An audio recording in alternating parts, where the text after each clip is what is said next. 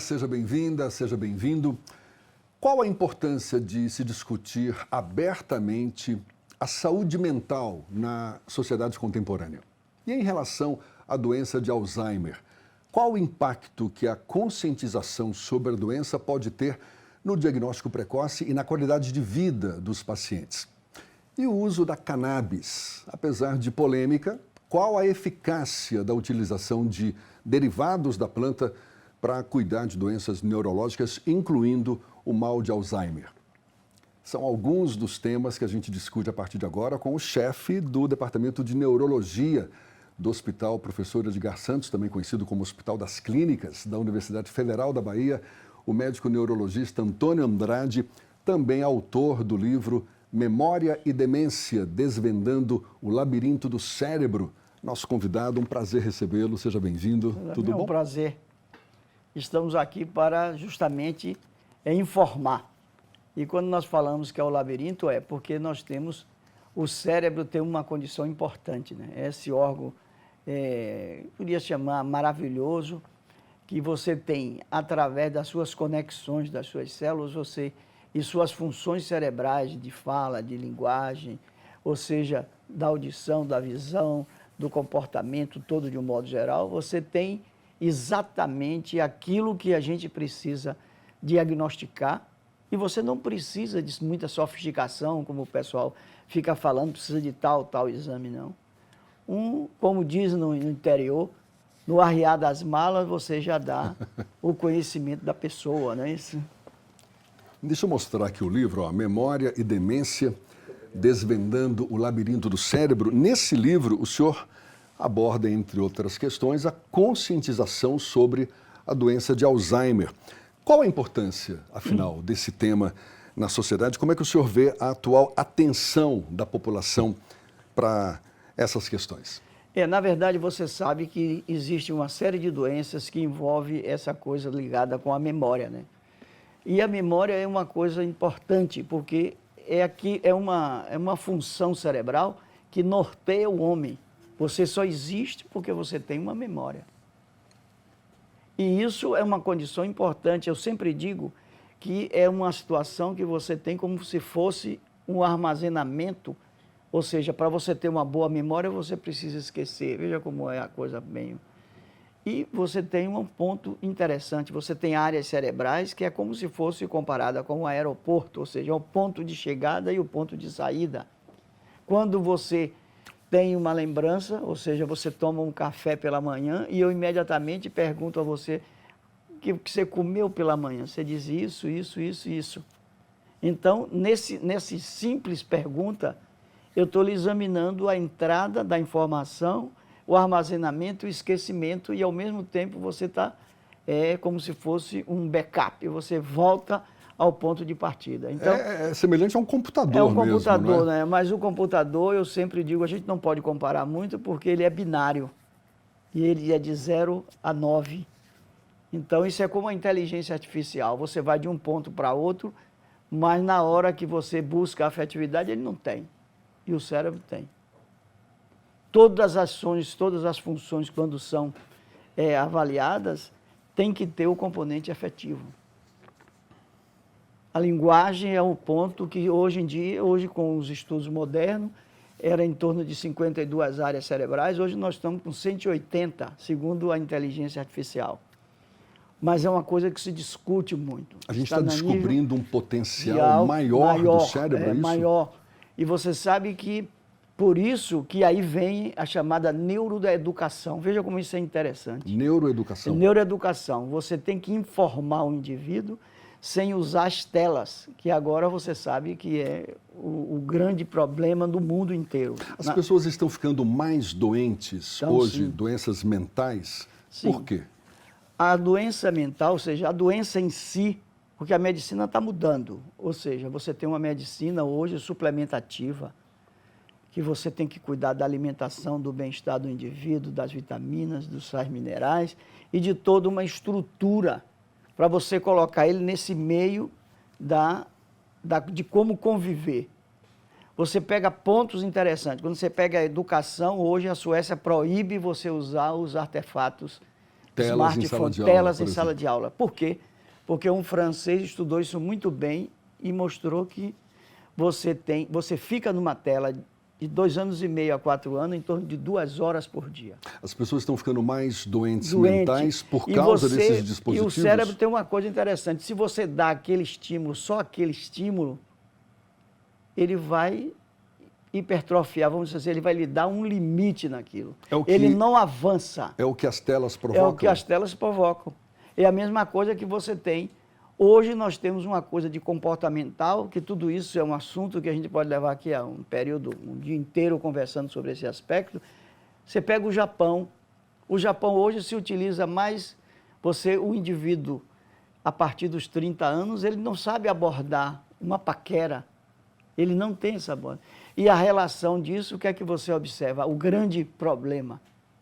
Por isso que quando você quer ir para o Japão, ninguém pede mais controle de passaporte, porque você tem muito mais utilização de bonecos infláveis do que a relação interpessoal. O senhor diria que, apesar do avanço tecnológico, a gente está retrocedendo? Retrocedendo. E você tem uma frase importante do francês que ele diz o seguinte: nós estamos numa fase de gerações aonde a criança é menos inteligente do que seu pai, quando no passado você era o inverso. Era o contrário, né? Era o contrário. Então, essa é uma condição que você tem que preparar essas educadoras de um modo geral. E saber o que é que você quer do menino de hoje e do homem da manhã.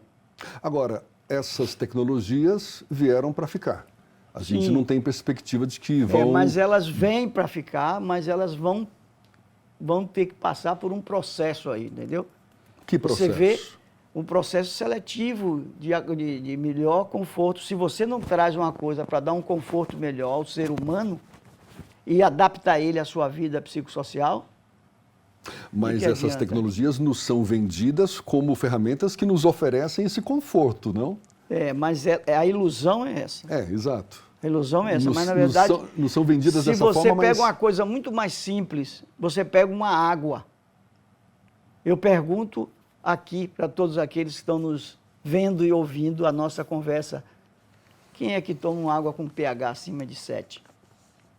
Tem que ser usada, porque o pH do sangue é 7,2.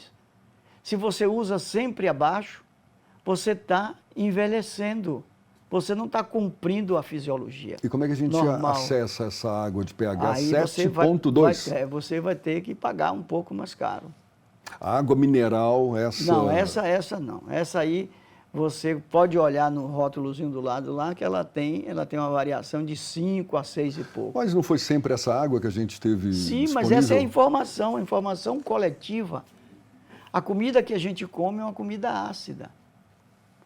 Então, veja as coisas. Tudo que o sangue precisa para criar uma condição para doenças. Melhor. Não, eu digo... E você vê o que é que tem, o que é que tem agora. Né? Você não bebe uma água bem, você come uma comida ácida. Você tem outra coisa importante, você vive num ambiente de estresse o dia todo. A falta de um abraço, de uma conversa de um amigo, tudo isso faz falta. E aí o que é que vai? Quando você chega em casa, você chega cansado, relaxa, não tem nem tempo de relaxar. Toma aquele cafezinho maroto lá, e imediatamente você está cochilando, está dormindo, no outro dia você acorda, nem toma café. 40% de uma população estudada no Rio de Janeiro não vai almoçar porque não tomou café. Agora, em compensação, a gente está vivendo mais, qualidade de vida, em tese, melhorou para muita gente.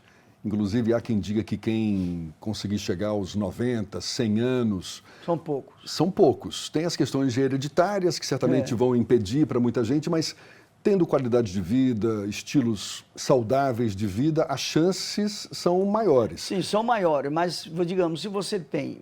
Tudo isso custa dinheiro.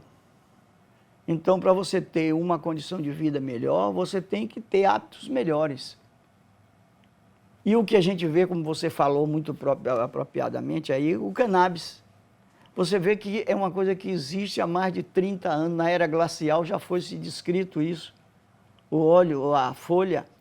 E o que é que acontece?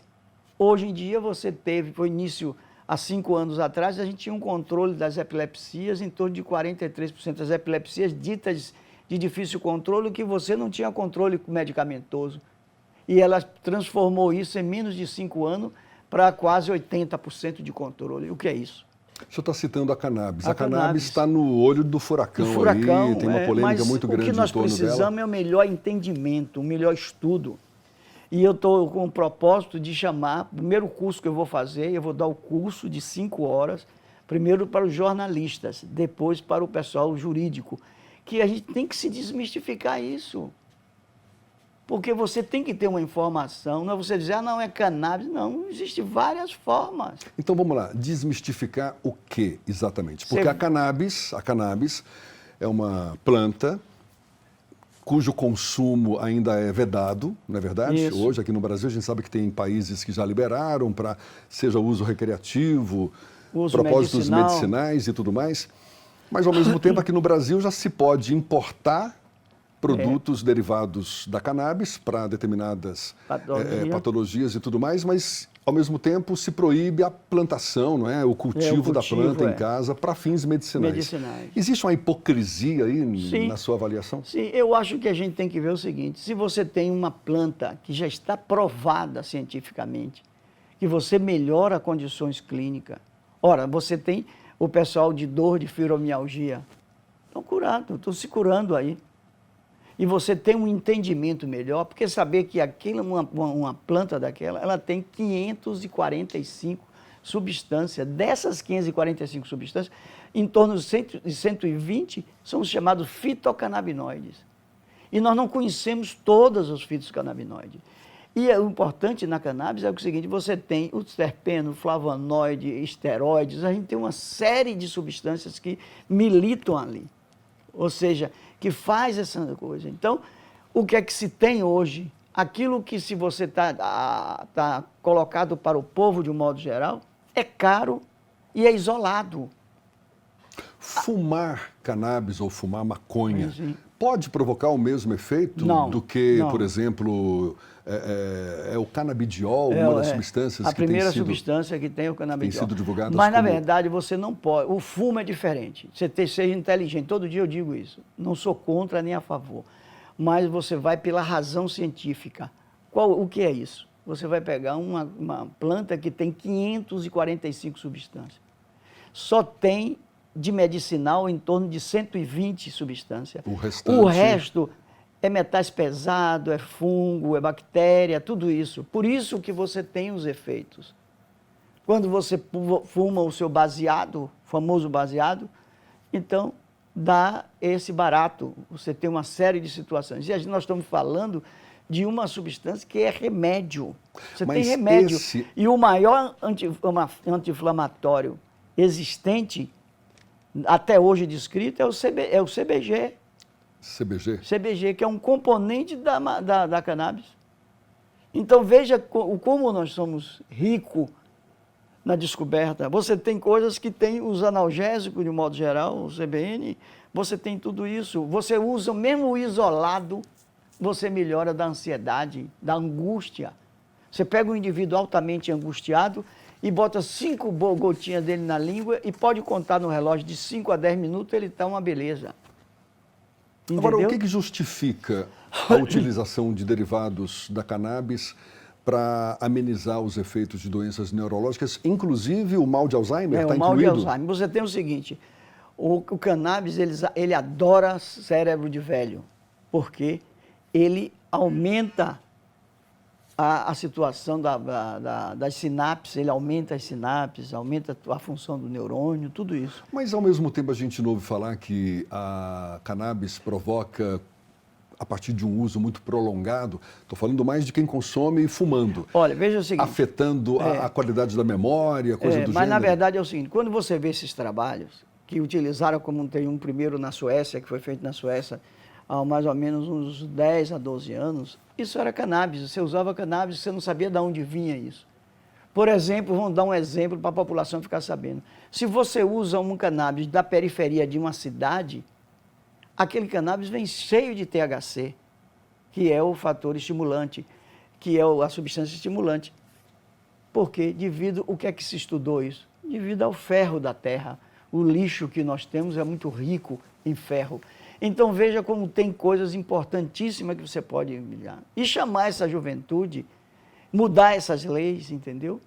Tudo isso, com isso você não tem que ser a favor do uso recreativo. Você tem que educar o povo de um modo geral. Nas escolas, você tem que ter isso na escola. Passa pela professora. E a professora tem que estar sabendo o que é que vai fazer. Você sabe que eu tenho um trabalho experimental, não escrevi, sobre neuroeducação, em 2 favelas. E a criança de 5 anos a 14 anos de idade, que as professoras chamam de problema, são essas crianças que têm as doenças, vão ter doenças que precisam disso. E elas são entregues, elas vão ser os aviões, né? Os aviões da turma manipular com isso. E você tem esse dado estatístico, que ali são, a criança problema é autismo, é THC, tem crise convulsiva, tem distúrbio psicológico, tem esquizofrenia, tem... Você vê esse grupo da juventude. Então nós estamos perdendo por uma falta de... E esse estudo eu mostrei já em várias coisas. Tem um colega mesmo do Rio, disse, Andrade, vinha para cá para a gente colocar isso aí em prática. Eu disse, não, eu não vou mais sair da Bahia, não. Então eu estou aqui e aqui eu vou ficar. Doutor Andrade, então, diga, além da cannabis, existem outras áreas da medicina, vamos chamar de medicina alternativa, que não, possam... medicina canábica, já está registrado. Tá, medicina canábica. Mas eu digo assim, outras áreas da medicina, sem ser essa da área da cannabis, que possam ser promissoras, consideradas promissoras para tratar doenças mentais, mas essa resposta eu vou pedir para daqui a pouquinho. Você está falando da fitoterapia. Mas segura essa resposta, a gente volta já já. Primeiro bloco já foi, é um instante só. A gente volta com essa conversa com o médico neurologista Antônio Andrade. Olha, o assunto é bom, aguarde, é um instantinho só.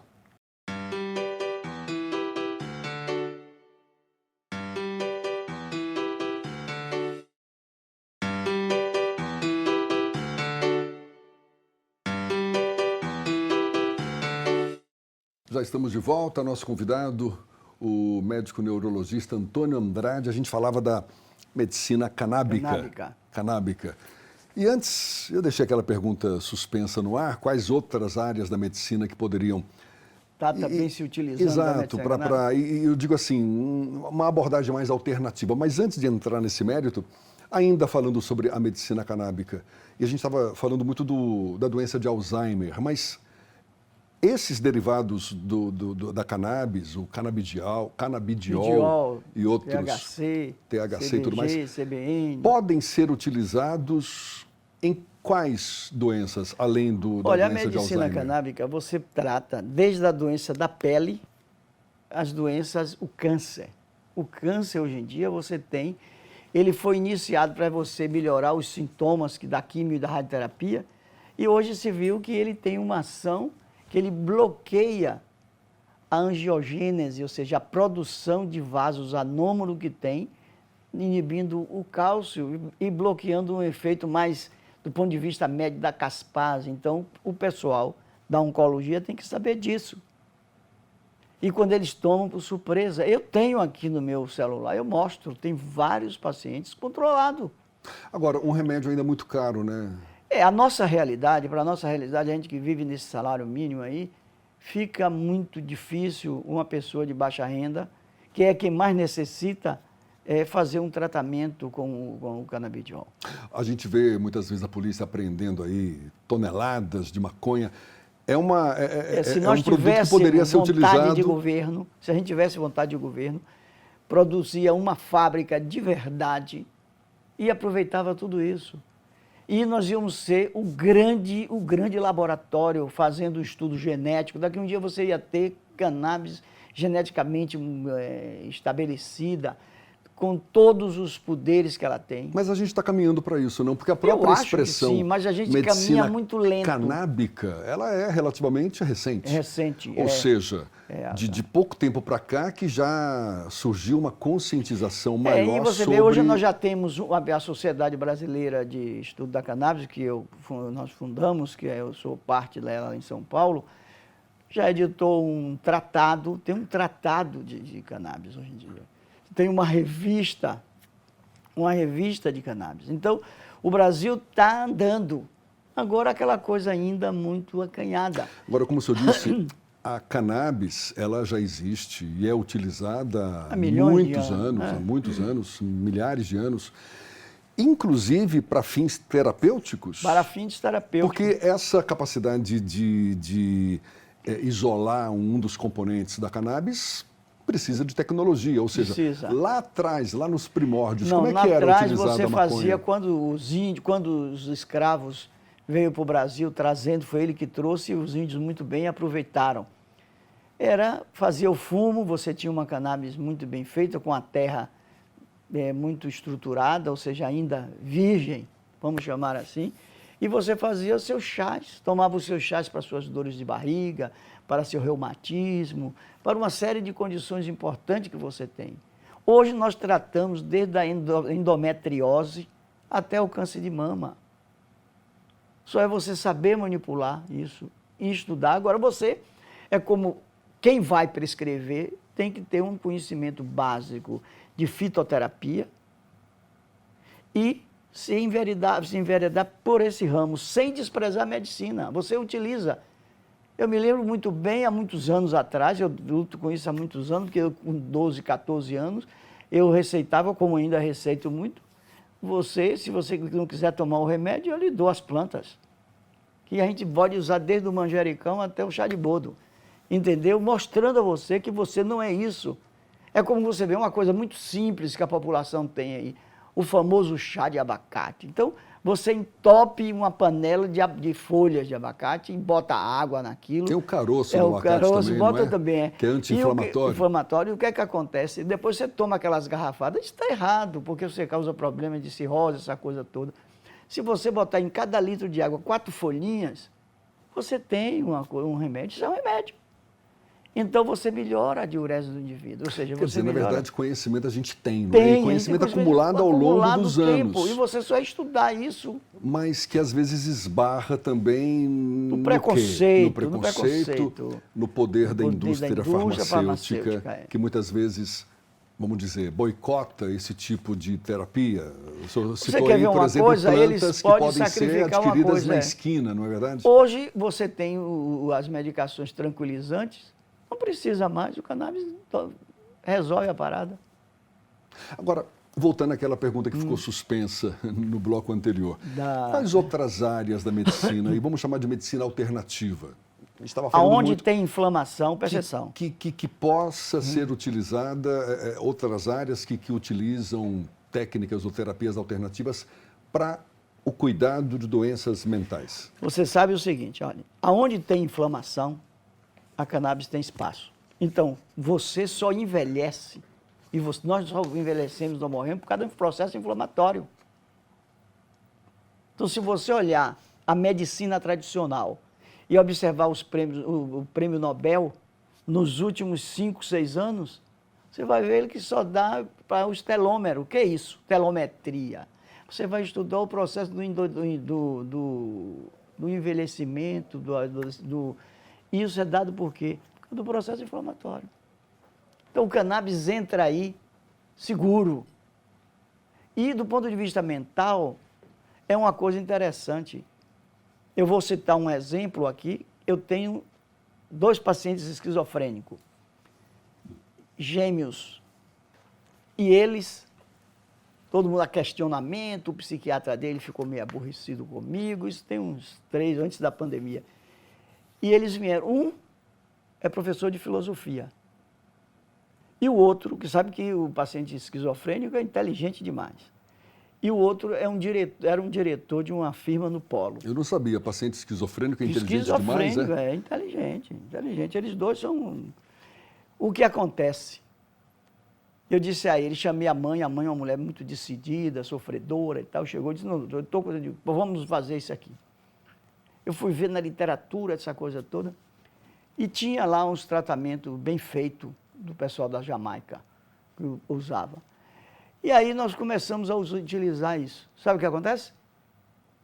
Esse professor voltou ao estado normal, está controlado. O outro trabalha, está aposentado, mas faz um serviço na firma que ele era diretor.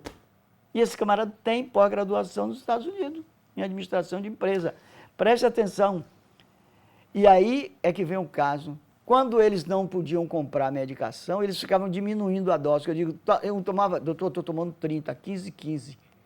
Quando ela chega em 20, eu já sinto que ele está me chamando aqui, ó.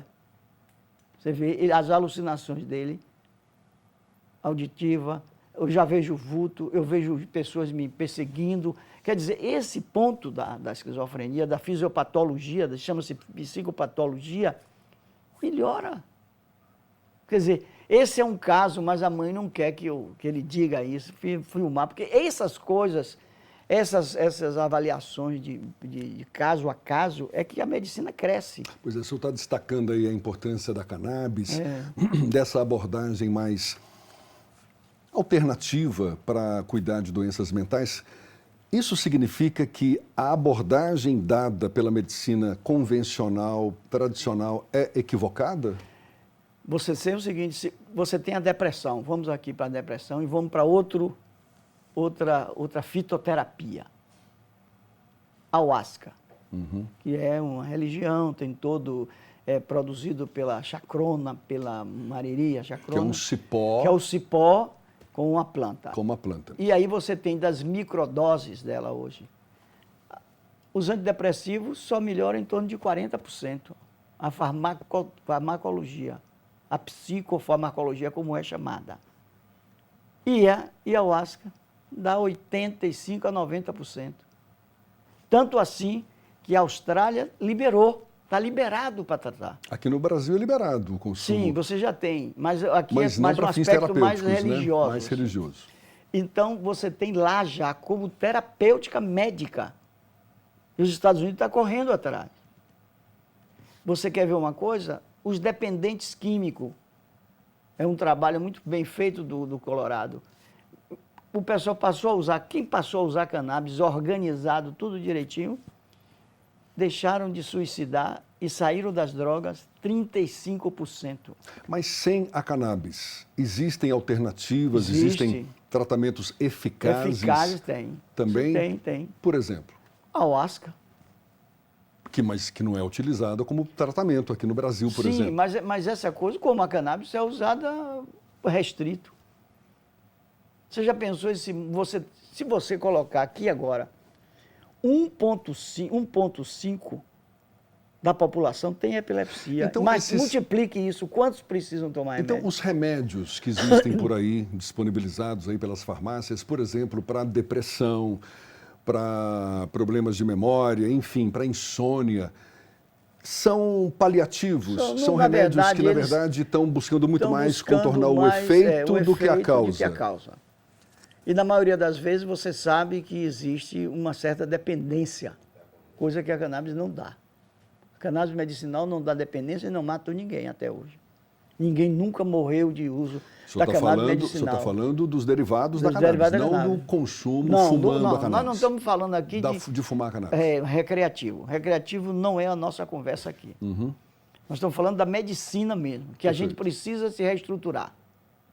Ora, se você vai tratar uma coisa, você usando o CBD com THC e o CBN, com o magnésio, o nosso querido magnésio, que tem 6 formas de magnésio, você controla a dor. Qualquer dor. Só é você saber manipular. O senhor diria que a medicina, historicamente falando, sem tanta indústria farmacêutica, ela poderia ter sido mais eficaz do que essa medicina de hoje? Ela poderia ter sido mais humanizada. Mais humanizada. E você vê que ainda tem uma coisa interessante, que foi muito criticada no início, os genéricos, de um modo geral. O que faltou foi que falta um pouco de seriedade. Seriedade para que as pessoas de baixa renda tenham acesso. Ora, você tem medicações aí analgésicas nos postos que são distribuídos que não tem em lugar nenhum do mundo mais. Então a gente tem que parar, pessoal, e procurar o melhor para a gente, entendeu? E o melhor não custa caro, tendo uma coletividade. Só precisa você ter uma coisa ligada com a industrialização. Quando você tem, numa comunidade, você produz um campo de futebol no minuto, né? Você produz várias coisas em comum acordo, você pode fazer isso. Só para a gente encerrar, Certo. o senhor está aí deixando bem clara a sua defesa em função dessa medicina canábica, enfim. Mas ainda é um tema polêmico, ainda é um Sim, tema que provoca muitas críticas. Como é que o senhor lida com essas críticas? Imagino que deva ter colegas que criticam o uso da cannabis. Como é que lida com esse tipo de situação, então? Olha, você tem que acreditar no que você faz. Acreditando e amando o que você faz. E você mostrar para aquele que não sabe, não é você ir de encontro a ele com agressividade, não. Você chama, como eu chamo alguns colegas, e digo, vem aqui, vê aqui o que é que eu vou fazer. Quando eu chego, coloco para um paciente, eu digo, você vê essa criança de autismo? Veja hoje, olhou, eu estou examinando, então vou dar essa cannabis aqui, e daqui a uma semana você veja como é.